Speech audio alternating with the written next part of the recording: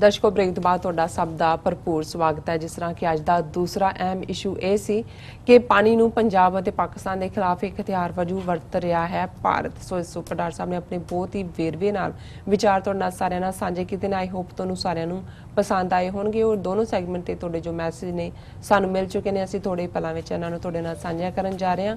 ਅਸੀਂ ਚਾਹਾਂਗੇ ਕਿ ਤੁਸੀਂ ਸਾਡੇ ਨਾਲ ਇਸੇ ਤਰ੍ਹਾਂ ਹੀ ਬਣੇ ਰਹਿਣਾ। ਸੋ ਜੋ ਅੱਜ ਦਾ ਅਗਲਾ ਇਸ਼ੂ ਹੈ ਉਸ ਉੱਪਰ ਆਪਾਂ ਡਾਕਟਰ ਸਾਹਿਬ ਕੋਲੋਂ ਉਹਨਾਂ ਦੇ ਵਿਚਾਰ ਸੁਣਦੇ ਹਾਂ। ਜੀ ਡਾਕਟਰ ਸਾਹਿਬ ਕੀ ਕਹਿਣਾ ਚਾਹੋਗੇ? देखो इस सारी टेंशन के बावजूद ਜਾਂ इस वेले पाकिस्तान उस दहाने ते आके खलोता है जिन्हों अंग्रेजी च कहंदे ने मेक और मार। क्योंकि जे इस कश्मीर दे उत्ते भारती कब्जा जिहड़ी कि आईनी गुंडागर्दी है इस दा मूँह ना तोड़िया गया तो फिर जिवें ਝਗੜਾ ਭਾਵੇਂ ਇੱਕ ਵੱਟ ਤੋਂ ਹੁੰਦਾ ਹੈ ਖੇਤ ਦੀ, ਫਿਰ ਹੌਲੀ ਹੌਲੀ ਸਾਰਾ ਖੇਤ ਖਾਧਾ ਜਾਂਦਾ ਹੈ। ਆਲਰੇਡੀ ਉਹਨਾਂ ਨੇ ਆਜ਼ਾਦ ਕਸ਼ਮੀਰ ਜਿਹੜਾ ਪਾਕਿਸਤਾਨ ਦੇ ਨਾਲ ਹੈ ਉਸ ਦੇ ਉੱਤੇ ਵੀ ਆਪਣਾ ਦਾਅਵਾ ਜਤਾ ਦਿੱਤਾ ਹੈ। ਇੰਡਸ ਵਾਟਰ ਟ੍ਰੀਟੀ ਨੂੰ ਸਕ੍ਰੈਪ ਕਰਨ ਦੀ ਗੱਲ ਵੀ ਜਿਹੜੀ ਹੈ ਉਹ ਢੰਗ ਨਾਲ ਉਹਨਾਂ ਦੇ ਵਜ਼ੀਰਾਂ ਨੇ ਕਰਨੀ ਸ਼ੁਰੂ ਕਰ ਦਿੱਤੀ ਹੈ। ਲੇਕਿਨ ਇਸ ਸਭ ਦੇ ਬਾਵਜੂਦ ਮੈਂ ਸਮਝਦਾ ਕਿ ਬਤੌਰ ਸਿੱਖ ਮੈਂ ਸ਼ੁਕਰਗੁਜ਼ਾਰ ਹਾਂ कि पाकिस्तान की हुकूमत ने अपने वालों ये प्रभाव देने की अजे तक कोशिश नहीं की कि वो करतारपुर कॉरीडोर करतारपुर लांघे के मामले दे विच वो पिछे हट रही है। उन्होंने हुण भी और अज भी जदों असीं देखते हैं कि अफगाना का एक डेलीगेशन मिलण आया उन्होंने शाह महमूद कुरैशी नूं खबर है despite tensions Pak ready to open Kartarpur corridor. Qureshi उन्होंने कहा कि भी ये despite tensions with India it stands ready to open Kartarpur corridor and welcome the Sikh pilgrims to take part in celebrations in connection with 550th birth anniversary of Guru Nanak. Foreign Minister Shah Mahmood Qureshi said this while speaking to a delegation of civil society and parliamentarians of Afghanistan which is currently visiting Pakistan for track to dialogue beyond boundaries. और ये सारे the detail है कि भी उन्होंने उस delegation ਨੂੰ ਕਿਹਾ ਹੁਣ ਇੱਕ ਪਾਸੇ ਪਾਕਿਸਤਾਨ ਅਫਗਾਨਿਸਤਾਨ ਦੇ ਵਿੱਚ ਵੀ ਜਿਹੜੀ ਗੱਲਬਾਤ ਹੈ ਉਸ ਨੂੰ ਇਨੀਸ਼ੀਏਟ ਕਰ ਰਿਹਾ ਹੈ ਔਰ ਦੂਸਰੇ ਪਾਸੇ ਭਾਰਤ ਨੇ ਇਹ ਲਿਆ ਕੇ ਮੁਸੀਬਤ ਭਰੀ ਜਿਹੜੀ ਸਾਰੀ ਲਾਈਨ ਹੈ ਖੜੀ ਕਰ ਦਿੱਤੀ। ਲੇਕਿਨ ਇਹਦੇ ਬਾਵਜੂਦ ਮੈਂ ਸਮਝਦਾ ਹਾਂ ਕਿ ਪਹਿਲੇ ਕੁਝ ਦਿਨਾਂ ਦੇ ਵਿੱਚ 2-3 ਦਿਨ ਲੱਗਦਾ ਸੀ ਕਿ ਵੀ ਜਿਵੇਂ ਜਿਹੜਾ ਇਹ ਫੈਸਲਾ ਆਰਟੀਕਲ 370 ਨੂੰ ਐਬਰੋਗੇਟ ਕਰਨ ਦਾ ਆਇਆ ਵੀ ਉਹਨੇ ਸ਼ੈਲ ਸ਼ੌਕ ਕਰ ਦਿੱਤਾ ਹੈ। ਉਹਨਾਂ ਨੂੰ ਪਤਾ ਨਹੀਂ ਸੀ ਲੱਗ ਰਿਹਾ ਵੀ ਕੀ ਕਰਨ, ਪਰ ਹੁਣ ਉਹਨਾਂ ਦੇ ਬਾਹਰਲੇ ਸਫਾਰਤਖਾਨੇ ਵੀ ਮੀਡੀਆ 'ਚ ਵੀ favourable stories New York Times Washington BBC ਭਾਵੇਂ ਪਾਸਟ ਦਾ ਕੁਛ ਵੀ ਰਿਹਾ ਲੇਕਿਨ ਇਸ ਵੇਲੇ ਇੱਕ ਕਾਫੀ ਕ੍ਰੈਡੀਬਲ ਸੋਰਸ ਆਫ ਇਨਫੋਰਮੇਸ਼ਨ ਹੈ। ਔਰ ਮੈਂ ਸਮਝਦਾ ਹਾਂ ਵੀ ਪਾਕਿਸਤਾਨ ਦੀ ਫੋਰਨ ਮਿਨਿਸਟਰੀ ਉਹਨਾਂ ਦੀ UN ਦੇ ਵਿੱਚ ਐਂਬੈਸਡਰ ਦੂਜਾ ਇਹਨਾਂ ਸਾਰਿਆਂ ਨੇ ਐਜ਼ ਏ ਟੀਮ ਚੰਗਾ ਕੰਮ ਕੀਤਾ ਔਰ ਇਹ ਕਰਤਾਰਪੁਰ ਲਾਂਘੇ ਨੂੰ ਜਿਹੜਾ ਹੈ ਉਹਨਾਂ ਨੇ ਈਵਨ ਇਸ ਸਾਰੀ ਜਿਹੜੀ ਟੈਂਸ਼ਨ ਭਰੀ ਸਿਚੁਏਸ਼ਨ ਹੈ ਉਹਦੇ 'ਚ ਵੀ ਉਹਨਾਂ ਨੇ ਗੋ ਹੈਡ ਦੀ ਲਾਈਨ ਰੱਖੀ। ਹਾਲਾਂਕਿ ਮੇਰੀ ਆਪਣੀ ਹੰਚ ਇਹ ਹੈ, ਬਾਕੀ ਰੱਬ ਦੇ ਹੱਥ ਵੱਸ ਹੁੰਦਾ ਕਿ ਭਾਰਤ ਜਿਹੜਾ ਹੈ ਉਹ ਇਸ ਸਾਰੇ ਹਵਾਲੇ ਦੇ ਨਾਲ ਕਿਤੇ ਨਾ ਕਿਤੇ ਕਿਉਂਕਿ ਉਸ ਪਾਸੇ ਕੋਈ ਖਬਰ ਨਹੀਂ ਆਈ ਕਿ ਵੀ ਉੱਥੇ ਕੀ ਚੱਲ ਰਿਹਾ। ਤੇ ਜਦੋਂ ਅਸੀਂ ਦੇਖਦੇ ਹਾਂ ਕਿ ਅਗਸਤ ਮੁੱਕਣ ਤੇ ਆ ਗਿਆ ਹਫਤੇ ਵਿੱਚ ਸਤੰਬਰ ਅਕਤੂਬਰ ਦੇ ਨੇ ਕਿਉਂਕਿ ਜੇ ਦੋਨੋਂ ਪਾਸੇ ਟਰਮੀਨਲ ਵੀ ਬਣਦੇ ਨੇ ਟੈਕਨੀਕੈਲਿਟੀ ਕੀ ਹੋਏਗੀ ਉਹ ID ਹੈ ਵੀਜ਼ਾ ਤਾਂ ਨਹੀਂ ਹੈ ਪਾਸਪੋਰਟ ਹੈ ਫੀ ਕੀ ਹੋਏਗੀ ਐਂਟਰੀ ਦਾ ਮੈਂ ਕਿਉਂਕਿ ਇਹ ਕੋਈ ਇੱਕ ਮੀਟਿੰਗ 'ਚ ਡਿਸਾਈਡ ਹੋਣ ਵਾਲੀ ਗੱਲ ਨਹੀਂ ਔਰ ਇਸ ਸਾਰੇ ਦੇ ਵਿੱਚ ਮੈਨੂੰ ਲੱਗਦਾ ਵੀ ਅਲਟੀਮੇਟਲੀ ਭਾਰਤ ਵੱਲੋਂ ਹੀ ਹੋਏਗਾ ਜੀ ਟਾਈਮ ਸ਼ਾਰਟ ਤੇ ਇੱਧਰ ਉੱਧਰ ਜਾਂ ਅਖੀਰ ਜੇ ਜਾ ਕੇ ਪਾਕਿਸਤਾਨ ਨੂੰ ਫਸਾਉਣ ਦੀ ਕੋਸ਼ਿਸ਼ ਕਰਨਗੇ ਕਹਿ ਕੇ ਜੀ ਅਸੀਂ ਤਾਂ ਇਹ ਕੀਤਾ ਹੈ। ਉਹਨਾਂ ਨੇ ਰਿਸਪੌਂਡ ਨਹੀਂ ਕੀਤਾ ਪਰ ਇੱਕ ਕਿਉਂਕਿ ਅੱਜ ਦੇ ਦਿਨ ਅਸੀਂ ਆਪਣੇ ਦਰਸ਼ਕਾਂ ਦੀਆਂ ਲਿਖਤਾਂ ਨੂੰ ਵੀ ਥਾਂ ਦਿੰਨੇ। ਇੱਕ ਲਿਖਤ ਜਿਹੜੀ ਕੁਝ ਦਿਨ ਪਹਿਲਾਂ ਸਾਨੂੰ ਆਮਿਰ ਖਾਨ ਸਾਡੇ ਵਿਊਅਰ ਨੇ ਉਹਨਾਂ ਦੀ ਆਈ ਸੀ ਉਹਨੂੰ ਮੈਂ ਡਿਸਕਸ ਨਹੀਂ ਸੀ ਕਰ ਸਕਿਆ ਪਰ ਹੁਣ ਕਿਉਂਕਿ ਕਰਤਾਰਪੁਰ ਲਾਂਘੇ ਦੀ ਗੱਲ ਹੋ ਰਹੀ ਹੈ ਇੱਕ ਪਾਸੇ ਤਾਂ ਸਾਨੂੰ ਹੈ ਵੀ ਇੰਡੀਆ ਇਹਨੂੰ ਸੈਬੋਟਾਜ ਕਰਨ ਦੇ ਲਈ ਕਿਵੇਂ ਡਿਲੇ ਟੈਕਟਿਕ ਔਰ ਦੂਜਾ ਕਸ਼ਮੀਰ ਦਾ ਮੁੱਦਾ ਵੀ ਇਸ ਦੇ ਨਾਲ ਮੈਂ ਕਈ ਵਾਰ ਜੋੜ ਕੇ ਦੇਖਦਾ ਕਿ ਅਫਗਾਨਿਸਤਾਨ 'ਚ ਡਾਇਲੌਗ ਨੂੰ ਵੀ ਸੈਬੋਟਾਜ ਕਰਤਾ ਕਰਤਾਰਪੁਰ ਕੋਰੀਡੋਰ ਨੂੰ। ਪਰ ਇੱਕ ਖਬਰ ਜਿਹੜੀ ਉਹਨਾਂ ਤੱਕ ਉਹ ਅੰਦਰੂਨ ਹਲਕਿਆਂ ਤੋਂ ਜਾਣੂ ਹੋਣਗੇ ਉਹਨਾਂ ਦਾ ਉਹਨੇ ਲਿਖਿਆ untold raw terrorist activity against Kartarpur ਕਿ ਆਲਰੇਡੀ ਕਰਤਾਰਪੁਰ ਸਾਹਿਬ ਜਿਹੜਾ ਐਗਜ਼ਿਸਟਿੰਗ ਜਿਹੜਾ ਹੈ ਉਹਦੇ 'ਚ ਭਾਰਤੀ ਏਜੰਸੀਆਂ ਨੇ ਦਹਿਸ਼ਤਗਰਦ ਕਾਰਵਾਈ ਕਰਨ ਦੀ ਕੋਸ਼ਿਸ਼ ਕੀਤੀ। ਉਹਨਾਂ ਨੇ ਕਿਹਾ Recently, Pakistani intelligence agencies arrested one person in covert operation. He is supposed to conduct major terror act on Kartarpur, most probably inside Holy Site Gurdwara. That person was financed by RAW, and also explosives were provided by RAW agents in Pakistan. Pakistan didn't make this incident public for some reasons, but one of the reason might be Pakistan don't want Sikhs feel unsafe while visiting Kartarpur. ਜੀ ਉਹਨਾਂ ਨੇ ਕਿਹਾ ਜੀ ਕਿ ਪਾਕਿਸਤਾਨ ਦੀਆਂ ਏਜੰਸੀਆਂ ਨੇ ਇੱਕ ਬੰਦੇ ਨੂੰ ਫੜਿਆ ਜਿਹਦੇ ਕੋਲੋਂ ਅਸਲਾ ਵੀ ਜਿਹੜਾ ਉਹਨੇ ਯੂਜ਼ ਕਰਨੇ ਸੀ ਐਕਸਪਲੋਸਿਵ ਰਾਵ ਫਾਈਨੈਂਸ ਸੀ ਔਰ ਕਰਤਾਰਪੁਰ ਸਾਹਿਬ ਦੇ ਮੁੱਖ ਗੁਰਦੁਆਰਾ ਸਾਹਿਬ 'ਚ ਉਹਨੇ ਦਹਿਸ਼ਤਗਰਦੀ ਕਾਰਵਾਈ ਕਰਨੀ ਸੀ ਉਹਨੂੰ ਫੜਿਆ ਪਰ ਏਜੰਸੀਆਂ ਨੇ ਇਸ ਖਬਰ ਨੂੰ ਪਾਕਿਸਤਾਨ ਦੀਆਂ ਨੇ ਪਬਲਿਕ ਨਹੀਂ ਕੀਤਾ ਜੀ ਤਾਂ ਕਿ ਸਿੱਖਾਂ ਦੇ ਵਿੱਚ ਇੱਕ ਸਹਿਮ ਪੈਦਾ ਨਾ ਹੋਏ ਕਿ ਉੱਥੇ ਜਾਣਾ ਸੇਫ ਨਹੀਂ Indian motive was to portray Pakistan on international stage that in Pakistan not only minorities' lives are in danger but their religious sites are targeted by terrorists. So Modi Indian media could boost this incident and tell Sikhs all around the world that Sikhs are not safe in Pakistan, so Sikhs should avoid visiting Pakistan. उन्होंने कहा जी भी इधर दो मंतव एक पासे उन्होंने खुदकश के खाते च पाना सी जी और कहना सी जी देखो ਪਾਕਿਸਤਾਨ ਜਿਹੜਾ ਬਿਲਕੁਲ ਅਨਸੇਫ ਹੈ ਮਾਈਨੋਰਟੀਜ਼ ਲਈ ਔਰ ਦੂਜਾ ਉਹਨਾਂ ਦੇ ਜਿਹੜੇ ਮਿਨੀਅਨਸ ਨੇ ਪ੍ਰੋਪੇਗੈਂਡੇ ਦੇ ਉਹਨਾਂ ਨੇ ਪ੍ਰਚਾਰਨਾ ਸੀ ਕਿ ਜੀ ਉੱਥੇ ਸੇਫ ਨਹੀਂ ਹੈ ਸਿੱਖ ਨਾ ਜਾਣ ਉਹਨਾਂ ਨੂੰ ਐਡਵਾਈਜ਼ਰੀ ਉਹਨਾਂ ਨੇ ਇਸ਼ੂ ਕਰ ਦੇਣੀ ਸੀ I hope Sikhs know very well how Pakistani people treat Sikhs and their religious sites there are plenty of videos on internet of British Sikhs, US Sikhs, Canadian Sikhs, Indian Sikhs during and after visit of religious sites and what were their feelings and testimonials of their visit.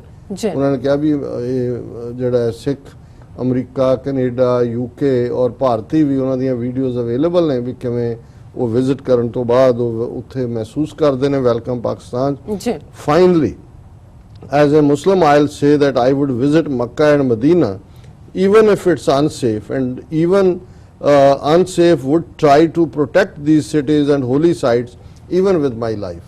ਔਰ ਬਿਲਕੁਲ ਆਮਿਰ ਖਾਨ ਜੀ ਠੀਕ ਸਿੱਖਾਂ ਦੀ ਵੀ ਇਹੀ feeling ਹੈ ਜੀ ਅਸੀਂ ਕੋਈ ਡਰ ਜਾਂ ਸਹਿਮ ਨਾਂ ਦੀ ਚੀਜ਼ ਨਹੀਂ ਹੈ ਇਹਨਾਂ ਨੇ ਤਾਂ ਦਰਬਾਰ ਸਾਹਿਬ ਤੋਂ ਵੀ ਟੈਂਕਾਂ ਤੋਪਾਂ ਨਾਲ ਹਮਲਾ ਕਰਕੇ ਇਹ ਕੋਸ਼ਿਸ਼ ਕਰਨ ਦਾ ਦੱਸਣ ਦੀ ਕੋਸ਼ਿਸ਼ ਕੀਤੀ ਸੀ ਕਿ ਜੀ ਠੀਕ ਹੈ ਇੱਥੇ ਹੁਣ ਸੇਫ ਨਹੀਂ ਹੈ ਜਾਂ ਜੋ ਕੁਝ ਉਹਨਾਂ ਨੇ ਕੀਤਾ ਬਟ ਅਜੇ ਫੌਜ ਉੱਥੇ ਸੀ ਤੇ ਲੱਖਾਂ ਸਿੱਖਾਂ ਨੇ ਇਹਦੇ ਬਾਵਜੂਦ ਕਿ ਸਾਰੀਆਂ ਰੁਕਾਵਟਾਂ ਉਹਨਾਂ ਨੇ ਖੜੀਆਂ ਕੀਤੀਆਂ ਸੀ ਪਹਿਲਾ ਇਕੱਠ ਗੁਰਦੁਆਰਾ ਸ਼ਹੀਦਾਂ 'ਚ ਹੋਇਆ ਸੀ 2 ਲੱਖ ਸਿੱਖ ਉੱਥੇ ਪਹੁੰਚ ਗਏ ਸੀ ਜੀ ਸੋ ਜ਼ਾਹਰ ਹੈ ਕਿ ਵੀ ਇਹ ਕੋਈ ਖੌਫ ਨਹੀਂ ਹੈ ਕਿ ਵੀ ਇਹ ਔਰ ਇਹ ਸਾਨੂੰ ਇਹ ਪਤਾ ਹੈ ਕਿ ਵੀ ਇਹਨਾਂ ਨੇ ਉਹਨੂੰ ਸੈਬੋਟਾਜ ਕਰਨ ਦੇ ਲਈ ਦਹਿਸ਼ਤਗਰਦ ਕਾਰਵਾਈ ਵੀ ਕਰਨੀ ਹੈ ਔਰ ਟੈਕਨੀਕਲ ਹਿੱਚਸ ਵੀ ਖੜੀਆਂ ਕਰਨੀਆਂ so Sikh should come forward to cooperate help Pakistani authorities to keep Sikh holy places secure and safe places on planet. Raw agents might come along with you as Sikhs and could do any dirty stuff. Have a nice day and goodbye.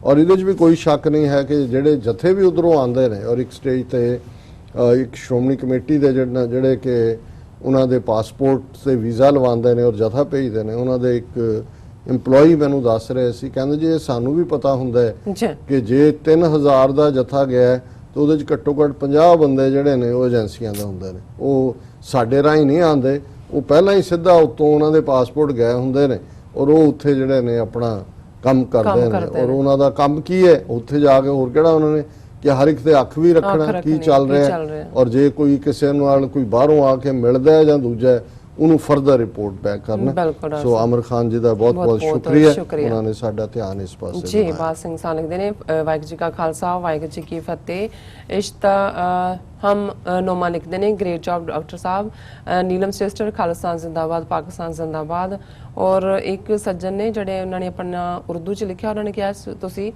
Doctor Sahib 5-10 minute Punjabi ਬਾਰੇ ਵੀ language Punjabi ਬਾਰੇ ਵੀ ਕੁਝ ਦੱਸਿਆ ਕਰੋ ਭੁਪਿੰਦਰ ਸਿੰਘ ਜੀ ਲਿਖਦੇ ਨੇ corporate finance ਦਾ rule ਹੈ ਕਿ investment risk rate ਤੇ ਨਿਰਭਰ ਕਰਦੀ ਹੈ ਅਸ਼ਾਂਤੀ ਦੇ ਮਾਹੌਲ 'ਚ ਰਿਸਕ ਵੱਧ ਜਾਂਦਾ ਹੈ ਤੇ ਇਨਵੈਸਟਮੈਂਟ ਖਤਮ ਹੋ ਜਾਂਦੀ ਹੈ ਹਿੰਦੁਸਤਾਨੀ ਸਿਸਟਮ ਇਸੇ 'ਚ ਹੀ ਖਤਮ ਹੋ ਜਾਵੇਗਾ ਬਿਲਕੁਲ ਠੀਕ ਕਿਹਾ ਬਾਤ ਅਬੂ ਅਹਿਮਦ ਸਾਨੂੰ ਸਾਊਦੀ ਅਰਬ ਤੋਂ ਲਿਖਦੇ ਨੇ ਕਹਿੰਦੇ ਨੇ ਕਿ doctor Sahib and sister Neelam Kaur ji ਉਹਨਾਂ ਨੇ ਲਿਖਿਆ ਕਿ ਮੈਂ ਤੁਹਾਡਾ ਜਿਹੜਾ ਪ੍ਰੋਗਰਾਮ ਹੈ 4 ਸਾਲ ਤੋਂ 1 ਮਿੰਟ ਹਾਂਜੀ 4 ਸਾਲ ਤੋਂ ਕਹਿੰਦੇ ਮੈਂ ਸੁਣ ਤੇ ਦੇਖ ਰਿਹਾ ਹਾਂ ਮੇਰੀ ਦੁਆ ਹੈ ਕਿ ਅੱਲਾਹ ਪਾਕ ਡਾਕਟਰ ਸਾਹਿਬ ਨੂੰ ਸਿਹਤ ਦੇ, ਲੰਮੀ ਉਮਰ ਦੇ ਅਤਾ ਕਰੇ।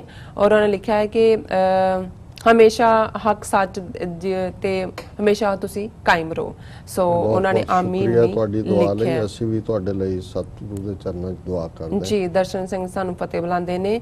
एंड जी अली लिखते हैं, डॉक्टर साहब हिंदू तवी के लिए सिर्फ एक फार्मूला सुल्तान महमूद गजनवी है।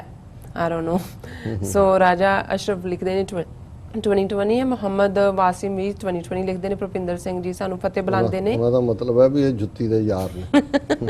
खालिद राजा सन लिखते हैं great work doctor sahib and Neelam Kaur Deep Singh हमेशा तरह आज़ाद पंजाब आज़ाद कश्मीर लिखते हैं। खालिद राजा फ्री खालिस्तान कहते हैं। फिर उन्होंने क्या है free Kashmir. Zaheen Siddiqui free Kashmir free Punjab.